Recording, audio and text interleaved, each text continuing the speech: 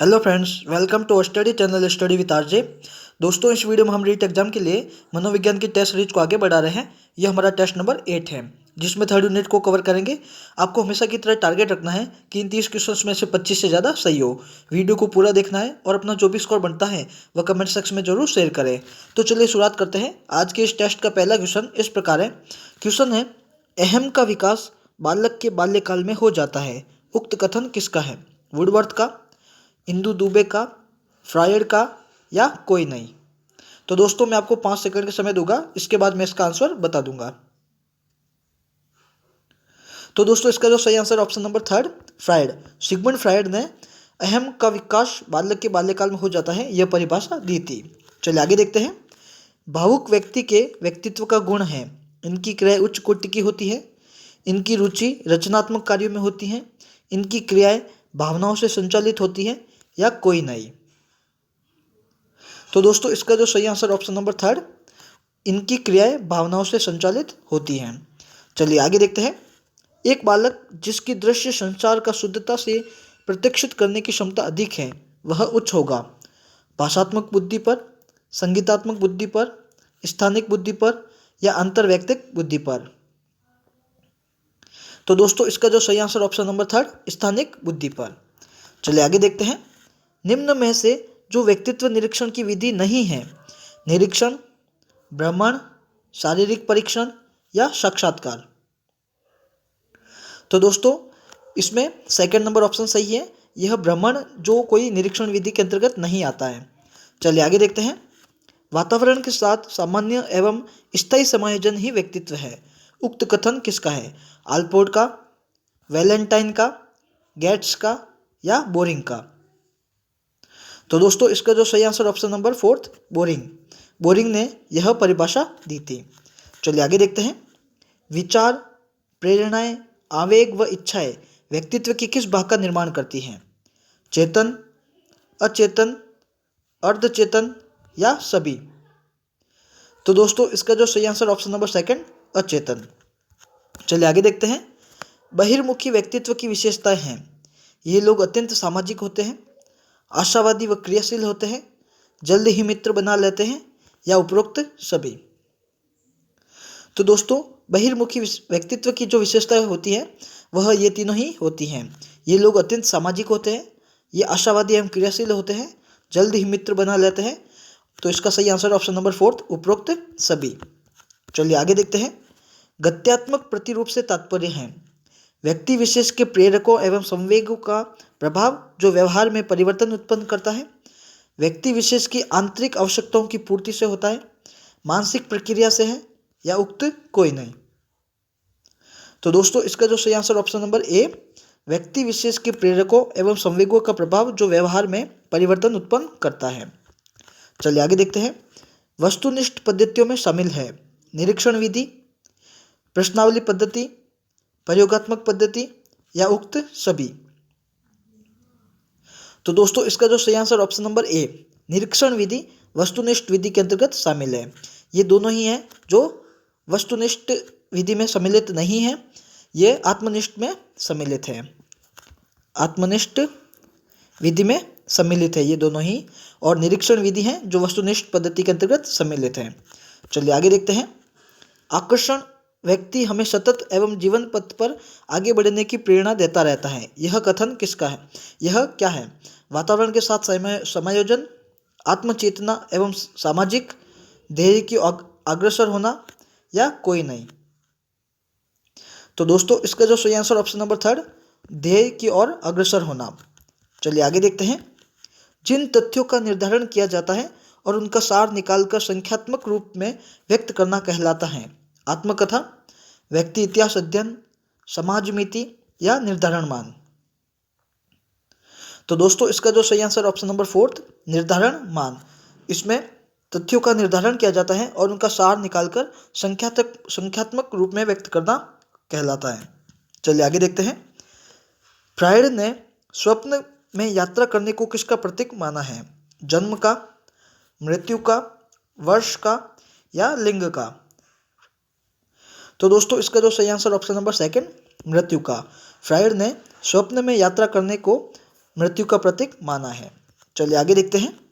Harvard gardener का बुद्धि सिद्धांत किस पर बल देता है? शिक्षार्थियों में अनुबंधित कौशल पर, सामान्य बुद्धि पर, विद्यालय में आवश्यक सम्मान योग्यताओं पर, या प्रत्येक व्यक्ति की विलक्षण योग्यताओं पर? तो दोस्तों इसका जो सही आंसर ऑप्शन नंबर 4, प्रत्येक व्यक्ति की विलक्षण योग्यताओं पर बल दिया गया है। चलिए आगे देखते हैं। जालोटा ने परीक्षण दिया है, रुचि परीक्षण, सामूहिक बुद्धि परीक्षण, व्यक्तित्व परीक्षण, या योग्यता परीक्षण? तो दोस्तों इसका जो सही आंसर ऑप्शन नंबर 2, सामूहिक बुद्धि परीक्षण, यह जालोटा ने दिया था। चलिए आगे देखते हैं। जड़ बालकों की बुद्धि लब्धि होती है 70 से कम, 25 से 50 के बीच, 25 से कम, या 80 से 90 के बीच? तो दोस्तों जड़ बालकों की जो बुद्धि होती है वह 25 से कम होती है, तो ये आपको ध्यान रखना है। और पिछड़े बालकों की आप सभी को पता है कि 80 से 90 के बीच में होती है, और एक औसत बालक की होती है 90 से 110, तो ये भी आपको ध्यान रखना है। चलिए आगे देखते हैं। बहुखंड सिद्धांत का प्रतिपादन किसने किया? थॉर्नडाइक, स्पीयरमैन, बीने, या टर्मन? तो दोस्तों इसका जो सही answer option number A, Thorndike ने बहुखंड सिद्धांत का प्रतिपादन किया था। चलिए नेक्स्ट क्वेश्चन देखते हैं। मंत्री, व्यवसायिक कूटनीतिज्ञ, या सामाजिक कार्यकर्ता आदि में कौन सी बुद्धि पाई जाती है? मूर्त बुद्धि, अमूर्त बुद्धि, सामाजिक बुद्धि, या कोई नहीं? तो दोस्तों इसका जो सही आंसर ऑप्शन नंबर 3, सामाजिक बुद्धि। मंत्री, व्यवसायिक कूटनीतिज्ञ, सामाजिक कार्यकर्ता आदि में सामाजिक बुद्धि पाई जाती है। चलिए आगे देखते हैं। अमूर्त वस्तुओं के विषय में सोचने की योग्यता ही बुद्धि है, यह कथन किसका है? स्किनर का, कोहलर का, टर्मन का, या वुडवर्थ का? तो दोस्तों इसका जो सही आंसर ऑप्शन नंबर 3, टर्मन का। चलिए आगे देखते हैं। बुद्धि और विकास हैं एक दूसरे के समान, परस्पर विरोधी, एक दूसरे के पूरक, या कोई नहीं? तो दोस्तों बुद्धि और विकास एक दूसरे के पूरक हैं, तो ये आपको ध्यान रखना है। चलिए आगे देखते हैं। बुद्धि पहचानने व सुनने की शक्ति है, यह मत किसका है? मैकडूगल का, स्टर्न का, बीने का, या स्टाउट का? तो दोस्तों यह परिभाषा देने वाले थे बीने। बीने ने कहा था बुद्धि पहचानने व सुनने की शक्ति है। चलिए आगे देखते हैं। बालकों में पाठ के प्रति रुचि उत्पन्न करने के लिए क्या करना चाहिए? निरंतर मौखिक शिक्षण करना चाहिए, पाठ की पुनरावृत्ति करनी चाहिए, पाठ को बालकों के व्यवहारिक जीवन से संबंध करके पढ़ाना चाहिए, या रटने की प्रवृत्ति पर बल देना चाहिए?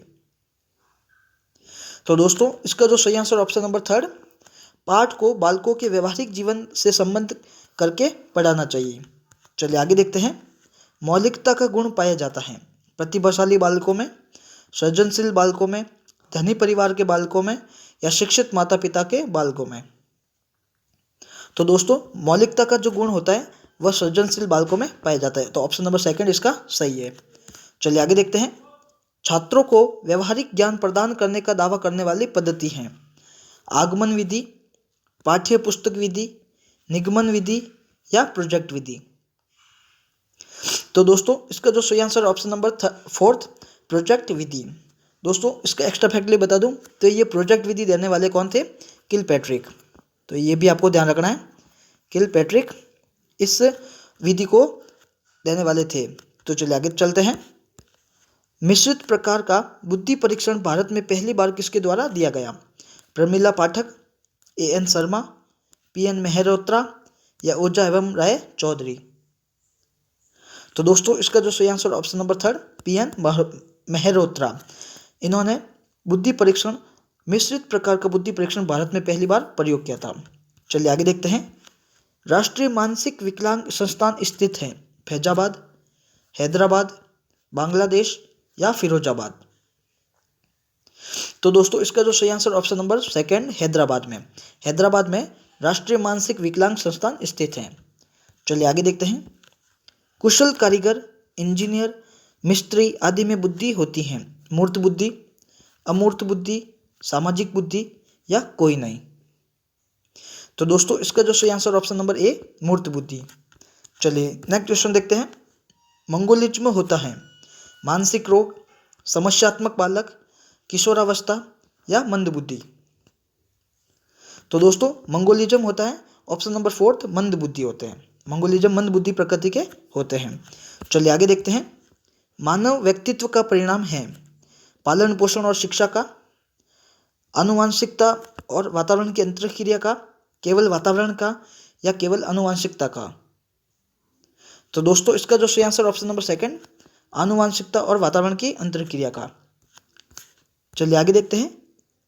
भावात्मक बुद्धि का प्रमुख प्रसंग है अपने स्वयं की भावनाओं को जानना, अपने भावों को व्यवस्थित करना, दूसरों की भावनाओं को पहचानना, या उक्त सभी। तो दोस्तों इसका जो सही आंसर ऑप्शन नंबर डी, ये तीनों ही ऑप्शन सही है। अपने स्वयं की भावनाओं को जानना, अपने भावों को व्यवस्थित करना, दूसरे की भावनाओं को पहचानना। चलिए आगे देखते हैं। 25 वर्षीय लड़का जिसकी मानसिक आयु 16 है, उसका IQ क्या होगा? तो आप सभी को पता है कि बुद्धि लब्धि का सूत्र क्या होता है। मानसिक बुद्धि लब्धि का सूत्र होता है MA/C × 100। तो आप देख सकते हैं MA का मतलब होता है मानसिक आयु, C का मतलब होता है कालानुक्रमिक आयु। तो इसमें रख सकते हैं आप, जैसे मानसिक आयु है 16 और कालानुक्रमिक आयु है 25 × 100। तो आप 25 से 100 4 बार और 16 × 4 होते हैं 64। तो ये आपको ध्यान रखना है। इसका ऑप्शन नंबर ए सही है, 64 IQ होती हैं। तो दोस्तों आज के 30 इंपॉर्टेंट क्वेश्चन थे और आगे आपके एक प्रैक्टिस क्वेश्चन लाए हैं जो पिछले टेस्ट का है। क्वेश्चन है, किसी के दूर से पुकारने पर शीघ्र उसके पास पहुंचते समय जो अधिगम होता है उसे कहते हैं संकेत अधिगम, उत्तेजना अनुक्रिया अधिगम, श्रृंखला अधिगम, या मौखिक साहचर्य अधिगम। तो दोस्तों इसका आंसर आपको कमेंट बॉक्स में बताना है। इसका आंसर मैं यहाँ पे नहीं बता पाऊँगा, ये प्रैक्टिस क्वेश्चन है। तो इसके लिए आपको पिछला टेस्ट देखना पड़ेगा और आपने अगर पढ़ा है तो आप इसका आंसर कमेंट बॉक्स में ज़रूर बताएं। तो दोस्तों आज के 30 इंपॉर्टेंट क्वेश्चन थे। मुझे पूरा विश्वास है आपको ये अच्छे लगे होंगे। अगर आपको अच्छे लगे तो इसको लाइक शेयर और सब्सक्राइब जरूर कीजिए। धन्यवाद।